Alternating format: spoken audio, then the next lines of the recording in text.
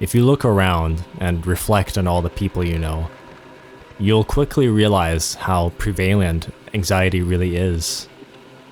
Just how many people say that they frequently get panic attacks and take prescription medication. In North America, 1 out of every 4 people experience high levels of anxiety on a regular basis. I wasn't surprised to find this out at all, because I only had to reflect on all the people that I know to notice that 1/3 of them struggled with this. Stress happens when we're in a situation that makes us nervous, like when we're public speaking or face-to-face with our crush. And the same stress response also happens when we are very angry or very afraid. The body responds to different stress triggers in relatively the same way. The sympathetic nervous system, which is responsible for the fight or flight response, engages by circulating hormones like cortisol and adrenaline, and shutting down the parasympathetic nervous system, the rest and digest system, functions like digestion and drowsiness, and heart rate regulation. But like all illnesses and disorders, ongoing anxiety doesn't occur for no reason. Minor levels of occasional anxiety and nervousness is something we all experience, because that is a natural part of the human condition. But when we find ourselves undergoing stress for extended periods of time, such as every other day for weeks or months, then we are straining the body's nervous system and wearing it down. When this happens, we experience post-traumatic stress disorder, PTSD. In other words, trauma is the root cause of anxiety and anxiety attacks. If you're finding that you get anxious easier than you used to, you have trouble falling asleep perhaps, your digestion is poor, so you're burping all the time excessively after meals, even small meals make you very bloated, and maybe you experience acid reflux all the time, and you regularly experience panic or anxiety attacks, it's probably not the case that you're just a sensitive person, but rather that there was a period in your life, weeks, months, or years, when you had underwent a lot of stress and some damage to the nervous system occurred. It could have been caused by a terrible breakup phase in which you were angry all the time, or a time in which you were constantly in fear that something bad was going to happen, like when you have to deal with a bully at school every day. Post-traumatic stress is as common as weeds, really. And what happens to the body is that it struggles to relax and idle itself down from a high-performance, high-stress state. When the body is chronically stressed, it uses up more of the minerals and vitamins it needs to maintain the nervous system, mainly B vitamins and minerals like magnesium, potassium, calcium, and zinc. So here are the remedies. First and foremost, the evidence step is to learn to keep yourself relaxed all the time. This channel has a number of videos that explain practices that are conducive to this, which can be found in the playlist Meditation. The next step is to cure the cause of anxiety by rebuilding the nervous system with vitamins and minerals from natural supplements. And these nutrients are good for both anxiety relief, rejuvenating the nervous system, and healing parts of the endocrine system, such as the adrenaline glands. Vitamin B5, or pantothenic acid, balances cortisol secretions. Vitamin B6 restores a sense of calmness to the nervous system and provides energy. Vitamin C, this promotes the production of stress hormones. Just make sure to get buffered vitamin C, or more specifically, calcium ascorbate, as the calcium in it acts as a shock absorber for the adrenal glands. Vitamin E neutralizes damaging free radicals inside the adrenal glands.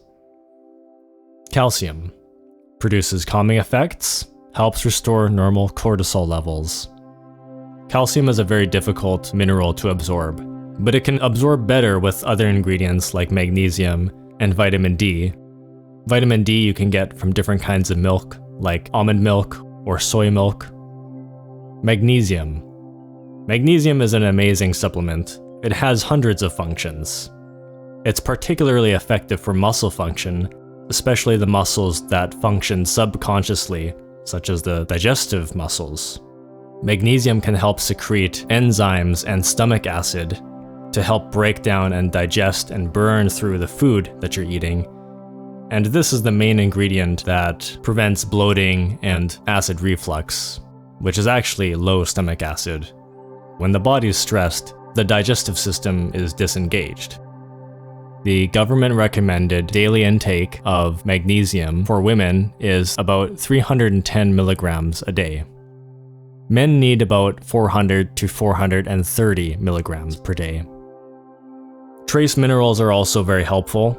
Zinc, manganese, selenium, and iodine support overall hormonal balance. Potassium.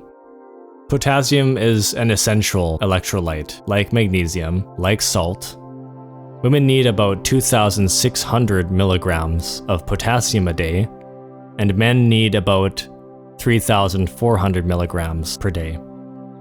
But even just a couple hundred milligrams of potassium has a sedative effect that can be felt, and this can easily be consumed by drinking a cup or two of coconut water.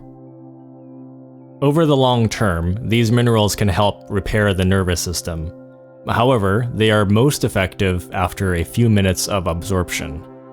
Try combining the ingredients in a smoothie using a cup of spinach, an avocado, a banana, and a cup of coconut water as your potassium source, and adding powdered magnesium, calcium ascorbate, and some kind of milk for taste and more nutrients. This will give you the ultimate anxiety smoothie that you could make. But when you're experiencing intense anxiety and you're on the verge of having an anxiety attack, more powerful supplements include amino acids such as GABA and herbs like valerian root, passionflower, and lemon balm extract. These ingredients only cure the symptoms of anxiety in the short term, but they're very effective. GABA works primarily on the brain by slowing down the activity of neurotransmitters. This is what we need when we begin to panic because we are overanalyzing or overthinking in a scenario. At the same time, our muscles tend to tense up in certain areas, like our abdominals. So this is where we need something like magnesium or herbs to relax the body. It shouldn't come as a surprise that some supplements designed to promote sleep are also effective at alleviating anxiety. A very potent product like this is Ortho Sleep. Unlike many anxiety supplements, which only contain amino acids and maybe one or two other things that just slow down the brain temporarily, Ortho Sleep contains just about everything a person needs to immediately calm down from a panic episode and stay calm.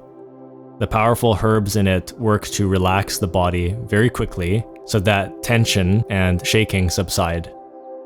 The product does contain one ingredient that is unsuitable for anxiety relief during the day, which is melatonin, a hormone that resets circadian rhythm. But because of the amount of Ortho Sleep a person would need for anxiety relief, the amount of melatonin would have almost no effect.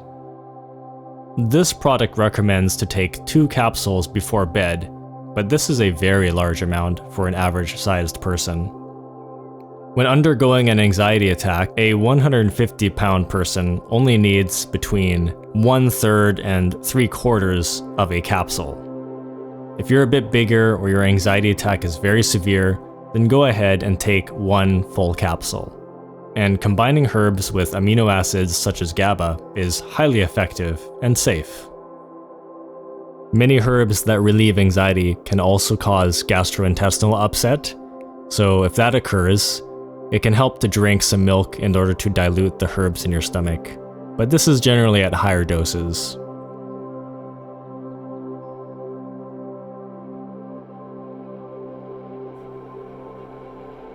The simple truth is, all stress comes from attachment. We tend to get anxious because we're attached to our self-image and want to please people in various ways, such as by not making mistakes, disappointing others, or acting awkwardly. We also get attached to outcomes, like whether or not a dinner date or a surgery will go well. Sometimes it's the symptoms of anxiety itself that we fear because they can become so crippling, symptoms like nausea or fainting. So here are some cognitive reframing tips. Some of them are surprisingly effective. Don't try to control the anxiety or make it better. Just feel it and embrace it. I found this to be one of the most effective yet counterintuitive tips. It's reverse psychology. Most people have to try very hard to control and limit their anxiety with breathing techniques and such. But even though those techniques can work, they're not very effective when experiencing an anxiety attack. Trying to turn off the amygdala in the brain when in a state of fear is like controlling a heavy and stubborn animal. If you incessantly try to tame a wild animal, it will just become more wild. So notice the anxiety, recognize it, and it will run its course. Letting go of control will leave you in control again. Don't think or analyze.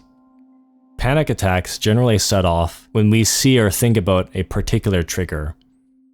The impression comes to our mind, such as the realization that we will be trapped in a certain situation for a period of time, and then that realization dawns us and we begin to analyze it and think about it, and the next thing we know, we can't take our attention off the trigger of our anxiety.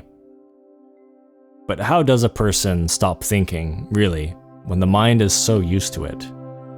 Well, the way to stop thinking is fairly easy. Just bring your attention to the present moment. Rather than trying to stop thinking and telling yourself, stop thinking, don't analyze, don't worry, get yourself out of your head and become present. If you bring your attention back to yourself and your environment, you will stop thinking. Prepare. Responses to people, recovery lines or routines, and escape plans. If you're the kind of person who likes to be on top of things and always wants to do or say the best thing around people, then just prepare yourself beforehand. Practice and write down whatever comebacks, recovery responses, closing lines, and excuses so that you'll always know what to say and how to leave stressful situations. Try not to worry about your anxiety or anything really, especially petty things like little awkward things you might say around people, or what you're wearing, or worst case scenarios that are highly unlikely to happen. Have options. So what if this situation or person doesn't turn out? Is it the end of the world? What are your other options? Have fun. It's likely that you've been so focused on performing and functioning normally around people that you've forgotten the point of being around people and having quality person-to-person social interactions, which is to have fun and enjoy each other's company. Most important of all, practice. Practice makes perfect. You'll be surprised just how much improvement you can make in getting used to stressful environments and overcoming anxiety just by taking small but regular steps in exposing yourself.